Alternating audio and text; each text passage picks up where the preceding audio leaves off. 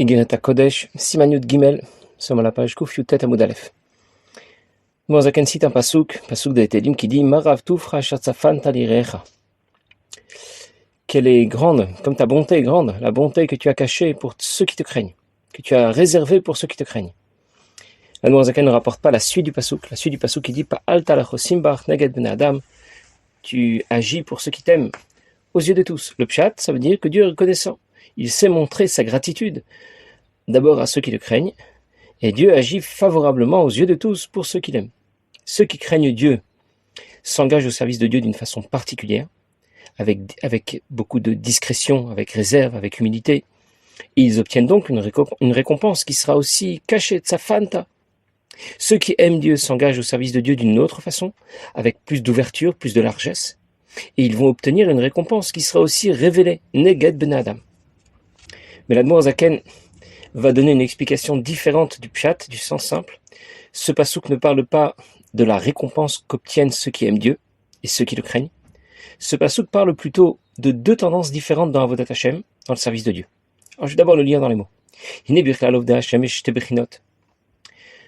On distingue deux catégories de neshamot, deux tendances différentes dans l'engagement au service de Dieu. Madrigot, Chalukot, ce sont des tendances différentes, des niveaux différents. Mitzad shoresh nishmatam, qui tient à l'origine de la neshama, les mala miprinat yamin usmol. Selon que cette neshama s'inscrive plutôt du côté droit ou gauche, dainu prinat sheprinat smol imitat atzimtzum va'ester ba'avodat Hashem. Ce que l'on appelle la gauche, c'est la réserve, les limites dans Avodat Hashem, la rigueur. Nous avons cité trois psukim. Le premier qui parle d'agir avec discrétion, de pleurer, c'est-à-dire de prier en cachette. Et on parle de celui qui va prendre la Torah sans le faire savoir, de façon très discrète, mais qui finira tout de même par être connu. Finalement, on saura combien il connaît la Torah. C'est un caractère spirituel dans Avodat Hashem, que l'on appelle Tzimtzum Hester, que l'on associe à la gauche, au Gvurot, qui vont limiter notre engagement dans Avodat Hashem, comme au Bistaka Liatnidan Besegad. Par exemple, quand il s'agira de donner la tzedaka, eh bien, on va devoir calculer combien on est en mesure de donner la tzedaka, et de ne pas dilapider son argent au-dessus de 20% de ses bénéfices. Et de la même manière, la même rigueur et les mêmes limites vont s'imposer dans les autres domaines de notre service de Dieu, dans l'étude de la Torah, dans la pratique des mitzvot. On se contentera dans cette tendance, dans notre service de Dieu, de se rendre quitte, de s'acquitter de son obligation, fixer des moments pour étudier la Torah et rien de plus. Je vais reprendre ce dont vient de parler l'Admor Zaken avant de parler de Prinat Yamin. Prinat Yamin. Il y a deux options différentes dans notre service de Dieu qui correspondent à l'origine de notre Neshama, de notre Nefesh Elokit. Certaines Neshamot vont s'inscrire davantage du côté des Chassadim, à leur origine, et elles vont donc développer davantage d'amour pour Dieu. Et d'autres Neshamot vont s'inscrire davantage du côté des Gvurot, à leur origine, et elles vont développer davantage de crainte pour Dieu. Les Chassadim, Chesed s'inscrit à droite dans le schéma des Sphirot, et les Gvura s'inscrit à gauche dans le schéma des Sphirot. Le Nefesh Elokit, l'âme divine, peut s'inscrire à sa source, soit du côté droit, du côté des Chassadim, soit du côté gauche, du côté des Gvurot. Et ça aura des conséquences. Les Neshamot qui s'inscrivent du côté gauche du schéma des Sphirot vont se distinguer par un engagement rigoureux dans Avodat Hashem, par une énorme discrétion. Plus concrètement, si ma Neshama s'inscrit du côté des Gvurot, je vais faire strictement et exactement ce qu'on m'a demandé, ni plus ni moins. Pas parce que je suis fatigué, pas parce que ça me coûte cher, parce que c'est dans le caractère de ma Neshama.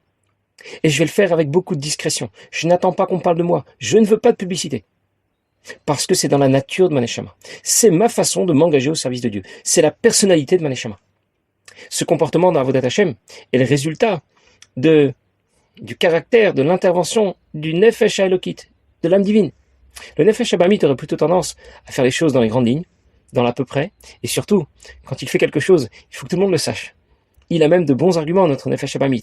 C'est un Talmid Chacham, il connaît la Torah, il a appris le Rameau qui dit, dans le Shulchan Aruch, Mitzvah, les farsem c'est mitzvah. C'est une mitzvah de propager, de diffuser lorsque l'on a accompli une mitzvah. C'est aussi une façon d'encourager les autres à accomplir des mitzvot. Mais c'est aussi écrit, clairement, c'est un pasuk dans Micha, de s'engager avec beaucoup de discrétion au service de Dieu. Et le Rabbi explique, parce qu'il y a une apparente contradiction ici entre ce que déclare le Shulchan Arour, ce que dit le pasuk. Alors, il faut diffuser, il faut propager ce que l'on fait, ou bien il faut plutôt se comporter avec discrétion. Le Rabbi explique qu'il faudra beaucoup de discernement et d'honnêteté pour faire le birour dans cette affaire. Il va falloir analyser ce qui te motive vraiment à diffuser ce que tu as fait. Évaluer l'effet positif concret d'une telle diffusion. Et c'est alors que tu pourras décider d'en parler. Mitzvah le farsem. Mais sinon, la discrétion est de rigueur. Hatz na lechet. Quelqu'un un jour a interrogé le Rabbi à ce sujet. Il lui a demandé comment procéder concrètement. Puisque d'un côté, quand on donne la tzedaka, eh bien c'est une mitzvah de mitzvah le farsem, c'est une mitzvah d'annoncer quelle somme on a donné pour la tzedaka, ça permet d'encourager les autres, de leur faire prendre conscience de l'utilité du projet pour lequel on va cotiser. Et d'un autre côté, on a raté quelque chose parce que c'est une grande mitzvah aussi que de donner la tzedaka avec beaucoup de discrétion. Alors, le Rabbi conseille pour gagner sur les deux tableaux, de donner une certaine somme et de l'annoncer, et de donner une autre somme supplémentaire sans l'annoncer. Et de cette manière, en même temps, on a encouragé les autres à s'engager dans le projet pour lequel on veut cotiser, à s'engager à donner pour telle ou telle institution, et en même temps, on a pu donner la tzedaka, on a pu donner la tzedaka discrètement. Tout dépend donc de ta motivation, de ce que tu recherches lorsque tu vas être mefarsem, lorsque tu vas diffuser et que tu vas parler des mitzvot que tu as accomplis. C'est tout de même pas quelque chose à écarter d'un revers de la main. On sait que c'est à cause de cela que Yosef a été vendu. Reuven a voulu faire une mitzvah. Il a voulu sauver son frère.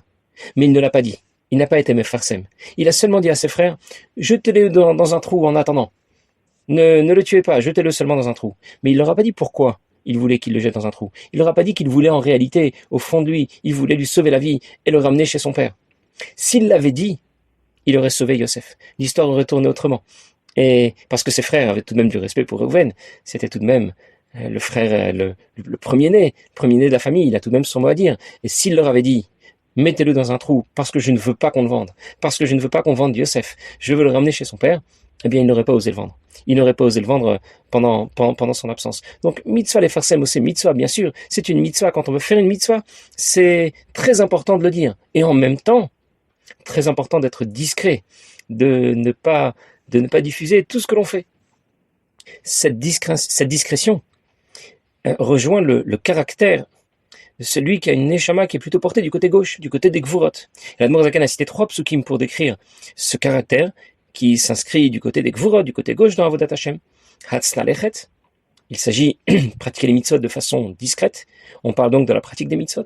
Mistarim tifke, il s'agit de pleurer, c'est-à-dire de prier discrètement. Je n'ai pas besoin de me poser au milieu de la synagogue, de fermer les yeux et de gigoter. Est-ce que tout le monde a vu comme je prie avec ferveur? Je reste dans un coin. J'essaye de me faire petit et discret. Là, il s'agit d'étudier la Torah sans publicité, sans qu'on le sache. La Gemara dans Moed Katan rapporte un passage qui dit Chochmot bachutz tarona. Sa sagesse chantera pour lui à l'extérieur. Et Rava explique au sujet de ce pasuk Kol haosek batorah bifnim. Celui qui apprend la Torah à l'intérieur, ça veut dire discrètement. Il ne le fait pas savoir. Tout le monde, personne n'est au courant. Torato machezet alav bachutz. La Torah va rayonner ensuite à l'extérieur. Ce qui rejoint un peu ce qu'on dit au sujet du kavod, de l'honneur que l'on pourrait rechercher. Si tu recherches le kavod, il te fuit. Et si tu lui tournes le dos, il te poursuit. Si tu lui tournes vraiment le dos, sans regarder par derrière s'il est bien en train de te suivre. La génération qui précède la venue de Mashiach est comparée à un chien. C'est marqué dans Masechet Sota, la fin de Masechet Sota, Pnei Adok et Pnei Akelev, que la face de la génération ressemblera à celle d'un chien. Un chien avance devant son maître, mais il est toujours en train de regarder par derrière si son maître est bien en train de le suivre. Il s'agit de quelqu'un qui tourne le dos au kavod, mais qui regarde tout de même derrière lui si le kavod, si les honneurs ne sont pas en train de le suivre, d'une façon plus large et plus générale. Il s'agit de quelqu'un qui tourne le dos à sa vérote, qui tourne le dos à son mauvais comportement, mais qui regarde tout de même toujours derrière lui pour voir si ses fautes sont bien là, si il y a toujours possibilité peut-être de faire un pas en arrière pour les retrouver. Voilà ce qu'on appelle le Pnei Adok et Pnei Akelev. Je reviens à ce dont on parlait. On peut étudier la Torah et pratiquer les mitzvot avec beaucoup d'humilité, sans chercher le kavod, mais en regardant tout de même de temps en temps, et c'est bien en train de me suivre. On a donc couvert, avec ces 3 psukim, tous les domaines de notre service de Dieu. Hatz nalechet, ce sont les mitzvot, Pamistarim tivke, c'est la tfila. Haosek batora beseter, c'est l'étude de la Torah. Et ceux dont la neshama s'inscrit à l'origine du côté gauche dans le schéma des Sfirot, du côté des Gvurot, vont s'engager au service de Dieu avec cette rigueur, avec beaucoup de discrétion, avec beaucoup d'humilité. J'ai déjà raconté cette histoire une autre fois, l'histoire de Rabbi Avram Baal Shem, qui raconte au Baal Shem Tov qu'il y avait un juif, qui habitait à Tzfat, un juif simple, qui faisait tikkun chatzot, qui se levait chaque jour très tôt pour aller dire quelques teilim à la synagogue avant de prier avec la communauté, qui allait ensuite travailler toute la journée, qui revenait le soir pour prier Mincha, écouter le shiur de Ben Yaakov, prier ensuite Ma'ariv. Un juif simple. Et voilà qu'un jour, une nuit plus tôt, il reçoit la visite d'un tzaddik illustre. Il s'agit d'Eliyahu Hanavi qui vient le rencontrer et qui lui dit « On m'a envoyé du ciel pour venir étudier la Torah avec toi. » Il dit « Très bien, avec plaisir, on commence tout de suite. » Sauf que Eliyahu Hanavi lui a dit « On m'a demandé de venir étudier la Torah avec toi parce que tu as fait le jour de ta bar mitzvah, une mitzvah exceptionnelle, on n'a pas voulu me dire quelle était cette mitzvah. Est-ce que tu veux bien me dire quelle est cette mitzvah? C'est la condition pour que je puisse étudier avec toi. » Et notre homme lui a répondu « Non, je ne peux pas te révéler la mitzvah que j'ai fait le jour de ma bar mitzvah, c'est entre moi et Akadosh Baruch Hu, c'est un secret. Ça ne te regarde pas. » Il aurait pu lui dire, bon, je peux te le dire, mais ça reste entre toi et moi. On va pas, ne le diffuse pas, pas du tout. Il ne voulait même pas qu'Eliyahu Hanavi le sache, au point qu'il était prêt à renoncer à étudier avec Eliyahu Hanavi pour garder la discrétion, pour garder le secret qu'il avait avec Akadosh Baruch Hu, cette mitzvah qu'il avait fait le jour de sa bar mitzvah. Surtout cela a fait un très grand bruit. Et quand Eliyahu Hanavi est retourné en haut, on lui a dit que tout de même retourner dans ce monde et d'étudier la Torah avec ce bon juif. Et ce juif, il a eu un très bon professeur, il est devenu un grand tzaddik. Quand il a quitté ce monde, on voulait lui réserver une grande place dans Gan Eden, mais les malachim sont venus dire, c'est un grand tzaddik, il avait beaucoup de connaissances, et très bon trait de caractère, mais il n'en a pas fait profiter les autres. C'était un tzaddik caché. Il faut renvoyer cette neshama dans le monde, et que cette neshama puisse diffuser autour d'elle ses connaissances, diffuser ses bons traits de caractère. Et Rabbi Avram Baal Shem a dit Baal Shem Tov, cette neshama, c'est la tienne. Tout cela pour montrer quelle discrétion on peut avoir lorsqu'on accomplit une mitzvah. Même à Eliyahu Hanavi, on peut ne pas vouloir lui dire, lui raconter ce qu'on a fait. Alors ces neshamot ont un caractère particulier, marqué par beaucoup de rigueur, de limite, de discrétion. Ce n'est pas le résultat de l'intervention du Nefesh Abamit qui viendrait freiner et brider toute cette histoire. C'est le résultat de l'intervention du caractère du Nefesh Elokit. Nefesh Elokit qui possède ce caractère particulier. Dans le domaine de la tzedaka qui nous intéresse, dans cette série de simanim, il s'agira donc de donner la tzedaka avec mesure, en fonction de ses moyens. Pas plus de 20%, surtout pas. Alievas Vazioter Mechomesh. Ce n'est pas parce que le Nefesh Abamit s'y oppose, mais c'est parce que le caractère rigoureux du Nefesh Elokit l'impose. Et ces limites vont s'imposer dans tous les domaines du service de Dieu. L'étude de la Torah, la pratique d'autres mitzvot. La Torah demande de fixer des moments pour étudier. Et il le fait, ni plus ni moins. S'il disposait de plus de temps, il aurait étudié la Torah jour et nuit, comme dit le Pasuk, Vagitabo Yamam Valayla. Mais puisqu'il a une activité professionnelle, il s'en tient strictement à ce que la Torah exige. Il apprend un passage le matin, un autre passage le soir. Voilà ce qu'on appelle Prinat Smol, en d'autres mots. Tout est calculé, tout est limité et fermé. Vous imaginez un petit peu, un Bet Rabad, mais c'est ouvert de 7h à 9h, de 21h à 23h. Il n'y a que 3 shiurim seulement par semaine. Café et gâteau à disposition, mais seulement de telle heure à telle heure. Voilà. Bref, tout se fait en petit, de façon fermée et limitée. Ar Prinat Yamin, Imidata Chesed. Par contre, il y a les Neshamot qui s'inscrivent plutôt du côté droit. Côté des chassadim, vite, pashtut, ba'avodat Hashem, avec plus de largesse dans avodat Hashem, sans aucune rigueur, sans aucune limite. Comme c'est écrit, j'avancerai dans la largesse. La phrase suivante doit être rapportée à Prinat Smol, dont on a parlé précédemment, on parle, Mozaken rapporte un Mamar Hazal qui parle de la crainte que doit inspirer un professeur à ses élèves. Alors évidemment, si on parle de crainte, ça se rapporte plutôt à ce que nous avons appelé Prinat Smol, le Neshamot, dont le caractère s'inscrit plutôt du côté gauche. Ce que Mozaken dit entre parenthèses, cette phrase aurait dû être placée précédemment, puisqu'on parle plutôt de rigueur, de fermeté et d'amertume que l'on inspirerait à ses élèves.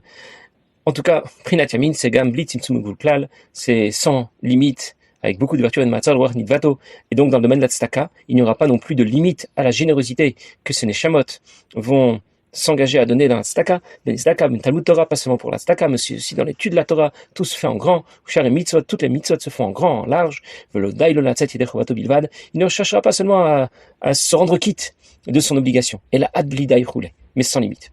D'autres neshamot s'inscrivent plutôt à l'origine du côté droit dans le schéma des Sfirot, du côté de Midat HaChesed, la bonté.